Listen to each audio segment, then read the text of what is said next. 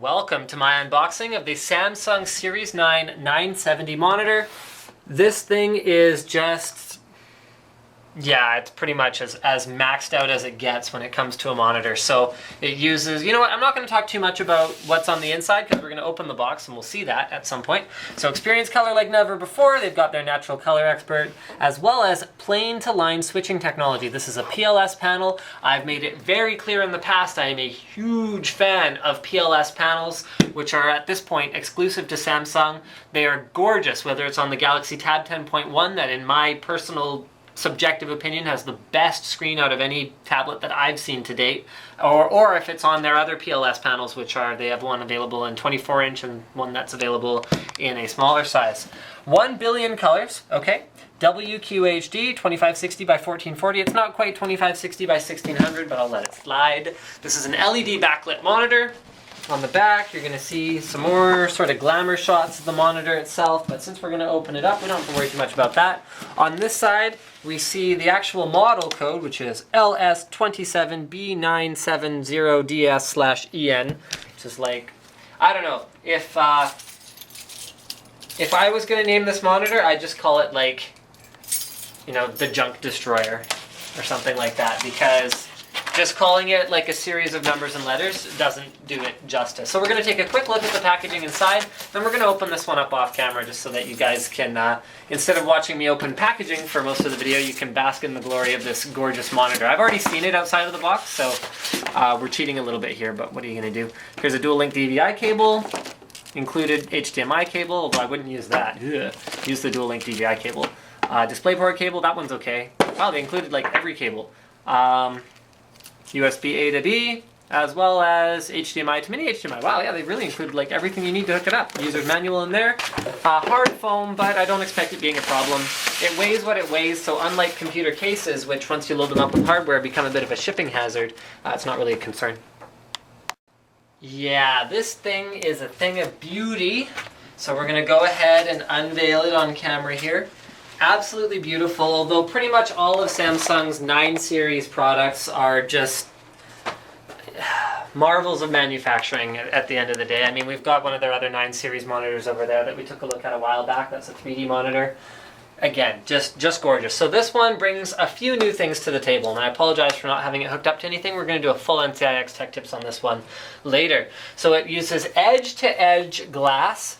This is an anti-reflective glass that is on here, and that means that, yeah, basically there's no seam, there's no shadow from the bezel, there's no, you know, the bezel masking the very edge of it or anything like that. It's just one gorgeous piece of glass and then a PLS panel underneath of it. It has a 5 millisecond delay, which is actually pretty good for a high color accuracy panel, and it also uses, did I mention 2560 by 1440 res? I think I did. Yeah, I did. Okay, 178 degree viewing angle, which is pretty much what I would expect from a PLS display, as well as 2 speakers. So it has 7 watt times 2 speakers. I'm not sure where the, there they are, right there on the bottom. 7 watts times 2. It also has minimum 90% uniformity that is built into the spec. And now let's take a closer look at the rest of the display. So it's very thin. We're going to do ye old iPhone comparison to check out the thinness of the display itself. So it's about double the thickness of an iPhone, which is just stunning compared to, I have one of Samsung's old high-res displays, the 305T Plus at home, and compared to that, this looks just like space age. But I'm not tempted to upgrade. Not yet. No, I am, but I'll stick with the 305T for a little while longer.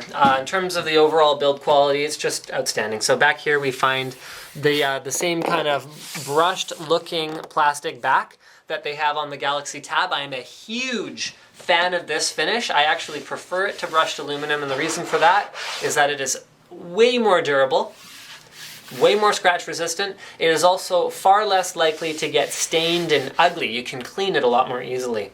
We've got a height adjust stand, so it goes all the way from down there to all the way up here. I'm going to turn around and do it again, so Slick, don't worry too much about that. And the stand, again, is just a piece of art, because it's got, you know, like just like a shiny, chromy thing going on, and then like a concentric circle sort of effect going on the top. They've really gone all out. This is This is sort of an interesting, like, artsy type design. So the monitor seems to hover when you put it down. It seems to kind of sit on nothing, and that's because falling away from the top silver piece here, sorry guys, this is a show sample, falling away from the top silver piece here is like a black base that includes a USB, are those USB 2? Yep, 2 USB 2.0 ports, which are fed by this this USB B connector here. DisplayPort, DVI, and HDMI in are all accepted, as well as power right there. There's some ventilation on the bottom for some of those internal electronics, because there's no small amount of electronic wizardry that goes into building such high resolution displays. Here we can see the construction. Again, this is all metal here, no plastic up here at the top, other than the backing, which once again I told you guys I prefer that to aluminum. Looks just gorgeous. You can see the fit and finish of it is just immaculate. And it's not even that heavy.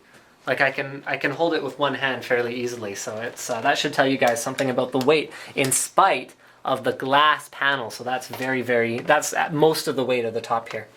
You got your Samsung logo on there. I mean, that's pretty much all there is to say until we have a chance to fire it up. So here, let's just finish up here. Oh right, touch sensitive buttons. Check it out. Whee!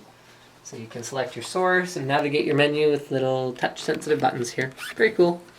Right, okay, so no pivot for this guy, although we do have tilt. Oh, sorry, Slick. Sorry, we do have tilt. Actually, you should be looking at this from the side anyway. So we have this much tilt, and then the height adjust, I promised to show that from the front. Goes all the way down to there, and all the way up to there. So that looks like about